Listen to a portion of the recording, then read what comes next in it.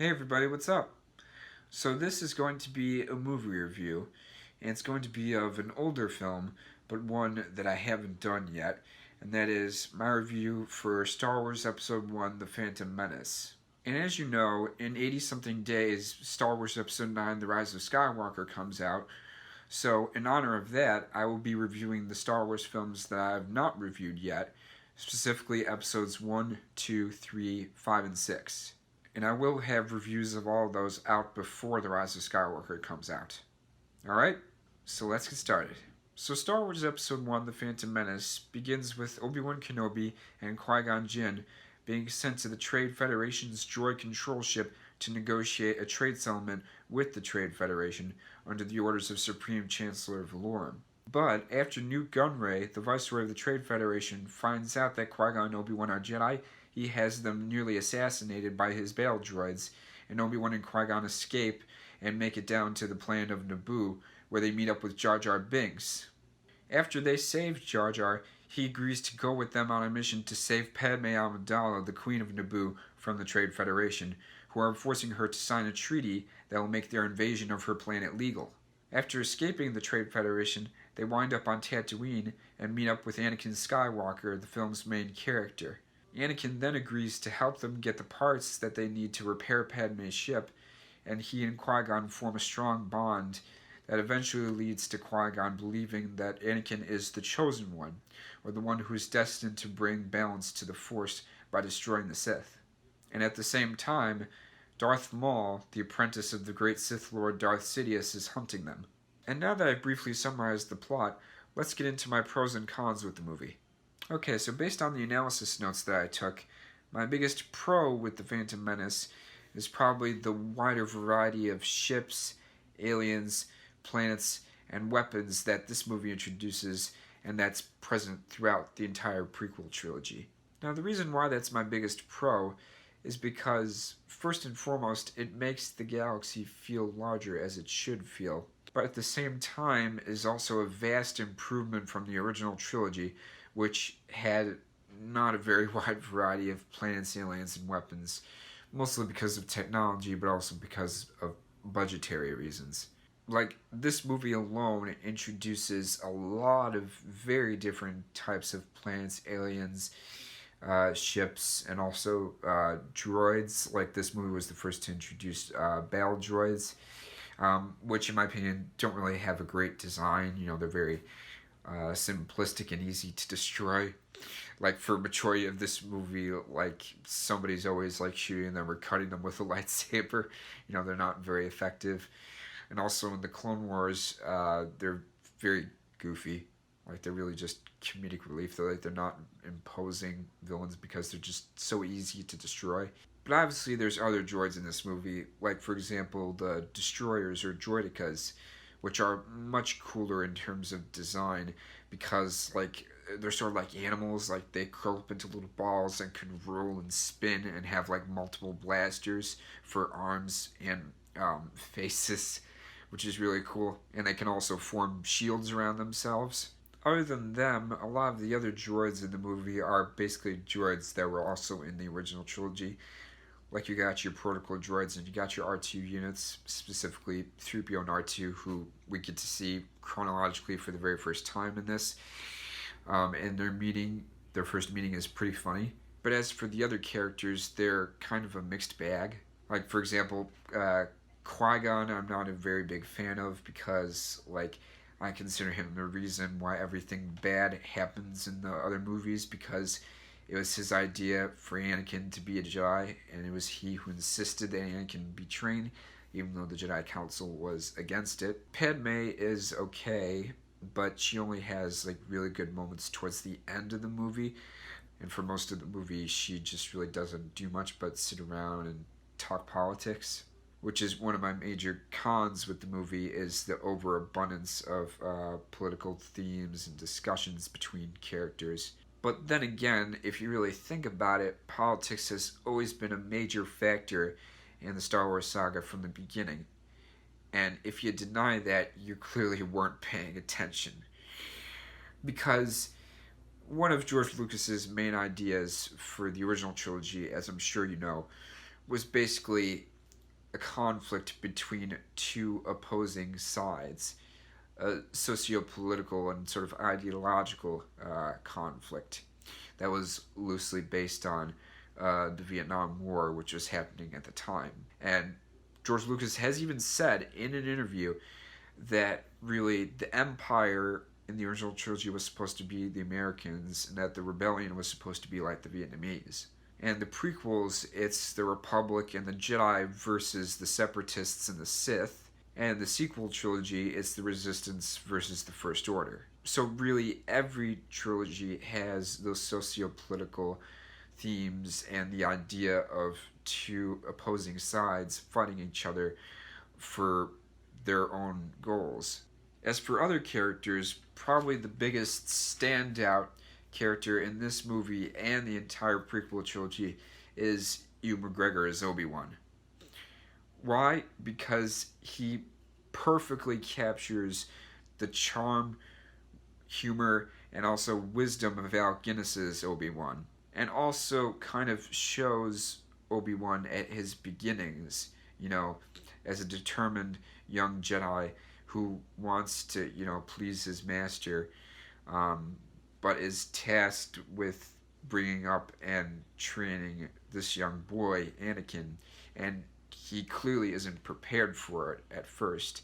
But throughout the trilogy, you get to see Anakin and Obi-Wan's relationship develop, and by the end of episode 3, you really care for them because, they basically started out as strangers and eventually became friends, or brothers, as Obi-Wan says in episode 3. But if you watch the Clone Wars, the 3D version, you really get to see a lot more of Obi-Wan and Anakin's interactions over the years, and how their bond got so strong by the time that episode 3 starts.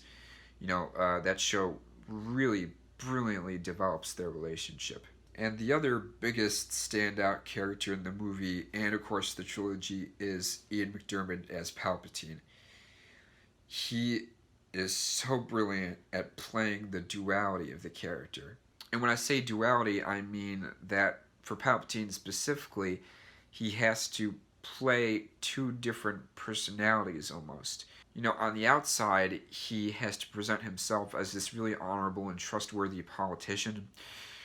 But when he plays Sidious, his true self, the inside, he has to be this very cunning and manipulative mastermind. Another great character in the movie is Jake Lloyd as Anakin Skywalker, who was actually better than I remembered him being in this role. Because from the beginning, when he first appears, he really plays Anakin as this very innocent and naive kid, but who at the same time is a really selfless person and, wants to do the right thing regardless of the cost, which is exactly how Obi-Wan described him to Luke in A New Hope. Pernilla August is also really good as Anakin's mother, Shmi. Like, they have a really realistic mother-son relationship that's beautifully written, I think, especially during the scene when they say goodbye to each other, like, towards the end of the first act. And believe it or not, I also enjoyed Jar Jar more than I remember. Again, like I said, I regret being on the prequel hate bandwagon, but now that I've decided to give the prequels a second chance, I'm really starting to notice good things about them.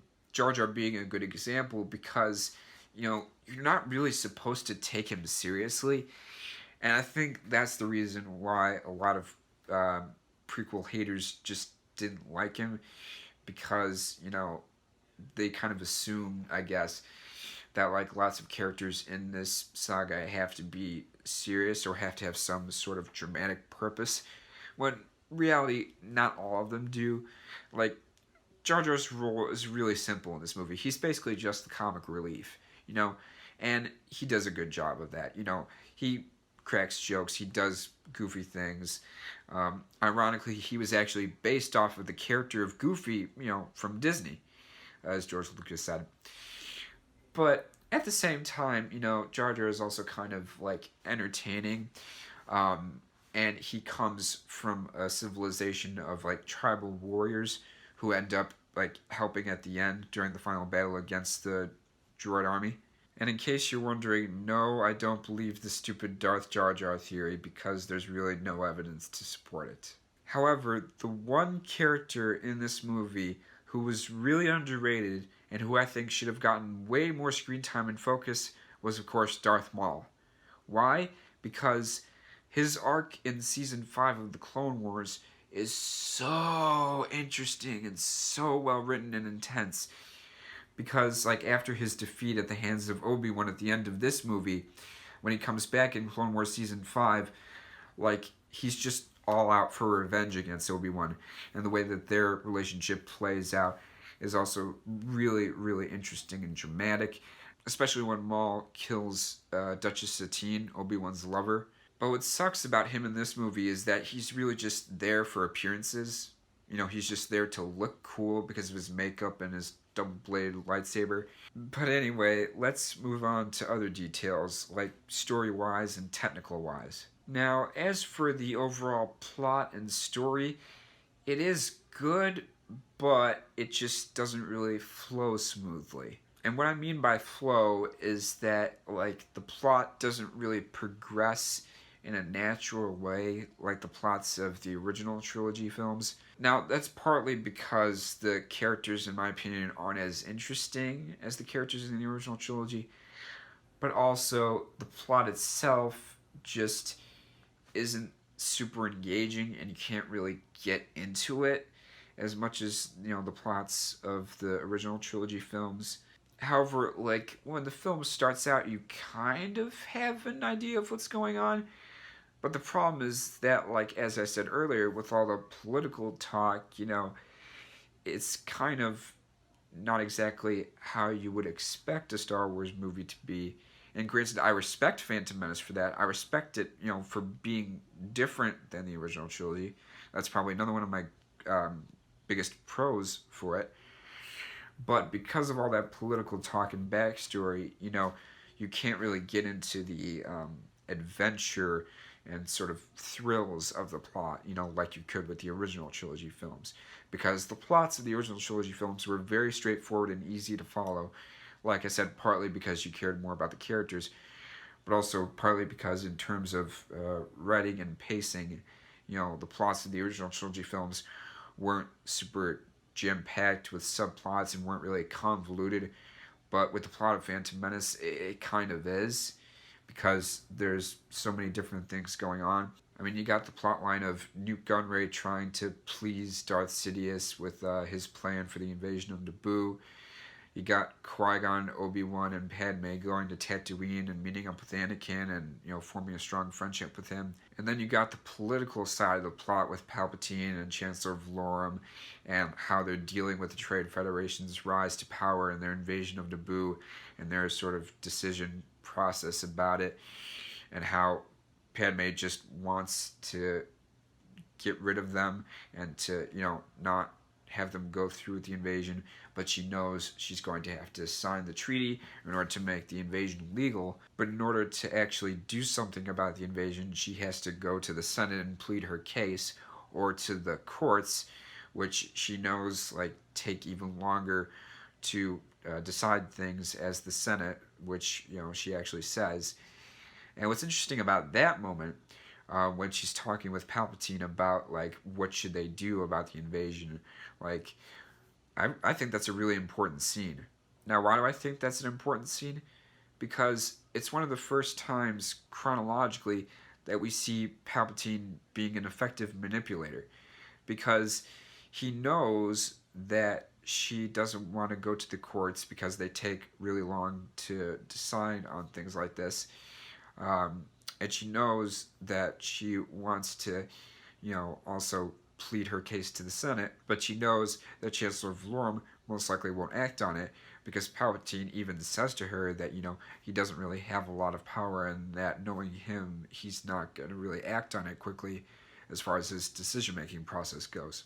So basically, Palpatine leaves her with no other option but to call for a vote of no confidence in Valorum and essentially throw him out of office as the Chancellor and replace him with Palpatine, which is exactly what Palpatine wants, because if he becomes Chancellor, then he'll eventually become emperor and create the Empire and thus destroy the Republic, which we see in Episode 3, Revenge of the Sith.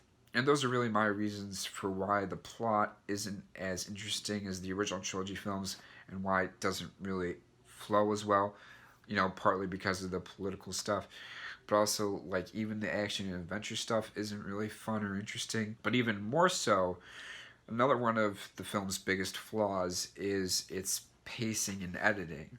The reason why, in my opinion, the pacing and editing of The Phantom Menace doesn't really work is because, like, it just starts out, like, not really interesting, and like I said, you kind of have a hard time understanding the plot, which you shouldn't, because these movies are really supposed to be simple. You know, they're basically supposed to be fantasy movies set in space, but with political and real-world undertones.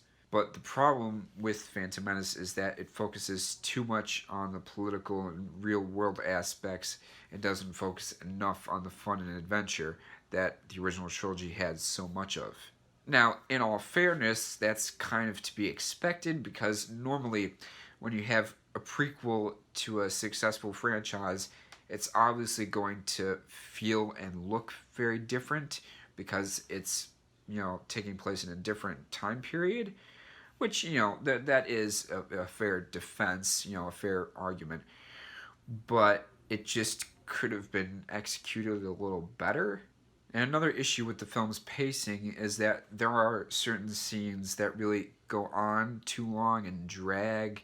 Like, yes, the political scenes, but also a lot of scenes towards the beginning when people are just talking and discussing what's going to come next, or, you know, what's currently going on at the moment, or like what their plans are for further on in the movie, you know?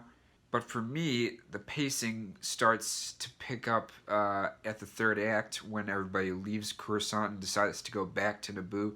That's when the movie really picks up. And no, that's not just because the third act has the most action, but mainly because, you know, more interesting stuff is happening, you know, like the plot really comes to fruition at the third act. However, as good as the final act is, there's just too much going on at the same time, you know, during the final act. And when I say that, I mean specifically there's 4 different battle sequences going on in the final act. Like, you have Padme and Captain Panaka trying to capture Nute Gunray. You have Jar Jar and the Gungans versus the battle droids. You have Anakin and the Naboo fighter pilots trying to take out the droid control ship. And then, of course, you got Qui-Gon and Obi-Wan versus Darth Maul in a lightsaber fight. And speaking of that fight, even though I really prefer the fights in the original trilogy more, the fight in this movie is, of course, awesome. I mean, you can't deny it. And the reason it's such a good fight is mostly, yes, because of John Williams' score, you know, of Duel of the Fates, which isn't surprising because no matter what the guy does, his music is always going to be good. Like, the entire musical score for Episode 3, Revenge of the Sith, might just be my favorite Star Wars musical score. In my opinion, it's up there with New Hope's score of how good it is. However, the main problem I have with that lightsaber fight, as I do for most of the fights in the prequel trilogy, is that, to me, it doesn't really have any sort of purpose or depth or dramatic reason as to why it's going on, you know? What was great about the fights in the original trilogy is that each one of them had a purpose, you know, had a dramatic context and had, you know, depth and a true purpose as to why they were going on. You know, with the fight in Episode 4 between Vader and Obi-Wan, it's all about Obi-Wan basically distracting Vader and sacrificing himself for Luke so that Luke can escape and go on.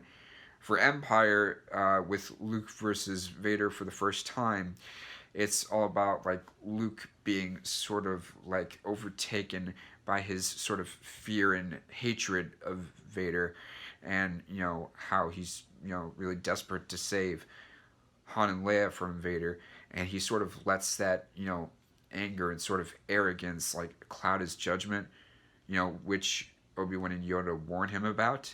And then, of course, for the fight in Return of the Jedi between Vader and Luke, which is easily my favorite lightsaber fight of all time, because it has the most important reason and purpose and dramatic context, because it's all about Luke trying to turn Vader from the dark side back to the light side. That fight works the best, in my opinion, because it's more personal than arguably any of the other fights in the saga, next to Anakin versus Obi-Wan in Revenge of the Sith, because that, in my opinion, is the best fight in the prequel trilogy, because it was the only one that had the most dramatic context and actual purpose as to why it was going on. Another huge pro with this movie, and with the entire prequel trilogy in general, is like the costumes and the sound effects, and some of the visual and special effects. Now, I know people's biggest criticism with the prequels for the longest time used to be that, they overuse CGI for a lot of the planets and locations, which is true mostly for episodes 2 and 3, but a lot of people don't realize that a lot of the visual and special effects for Phantom Menace were actually done practically. Like the pod racing arena, that was real, that was a miniature model. And as for some of the CGI, it does look real, but a lot of it is very dated compared to the CGI of episodes 3, 7, and 8, which look more real because they're more recent. As for costumes, almost every single costume in this movie and the trilogy is beautifully made and put together and looks like it's from another world. A lot of the costumes really have that feeling. And another pro that I have with the movie is probably my second or third biggest pro with it, and that is the subtle foreshadowing and setup for things that are going to happen in the other movies that this movie does very well. Like, for example, Yoda, when Qui-Gon, says he wants to train Anakin in front of the Jedi Council, when Yoda says, "Clouded this boy's future is." I love that line because it's obviously not only a reference to Empire Strikes Back, when Yoda said that the future is always in motion or constantly changing, but it's also an obvious reference to Anakin's eventual, turn, and how his future essentially looks, dark and full of fear and anger. So, as a whole, I think that The Phantom Menace was definitely better than I remember it being, when I was on the prequel hate bandwagon, of course. I still don't think it's, amazing or terrible. In fact, I think it's really one of the few films in the saga that I think is just okay. It's sort of average or somewhere in the middle of my rank, which, by the way, I'm not going to give you my rank until I finish, rewatching episodes 2, 3, 5, and 6, and then maybe after episode 9 comes out. So I'll just save that for later. But yeah, it's pretty much average. I wouldn't say, it's the best in the saga or the worst in the saga, because really, as I said before, that's purely subjective. But what it does well is introduce new characters, set up the events of the following movies very well, but also subtly, like Anakin's turn and the, Rise of the Empire. It has some good humor, good acting all around, except for, say, Keira Knightley as the decoy Padme, and Natalie Portman as Padme herself. A lot of her dialogue is very monotone, and kind of dry and emotionless. Same thing with the Trade Federation characters, like Newt Gunray. However, Liam Neeson as Qui-Gon and Ewan McGregor as Obi-Wan, and Jake Lloyd as Anakin all give great performances. Story-wise, it starts out really slow, but gets better towards the third act, similar to Rogue One. Everything in the first 2 acts isn't as interesting, in my opinion, as the final act. Overall, the film has very slow pacing and editing, has humor that's mostly good, and has pretty decent action. And so I will give Star Wars Episode 1 The Phantom Menace a C+, or friggin' okay. And if you like this review, subscribe to the channel for more, and see you guys later. Bye.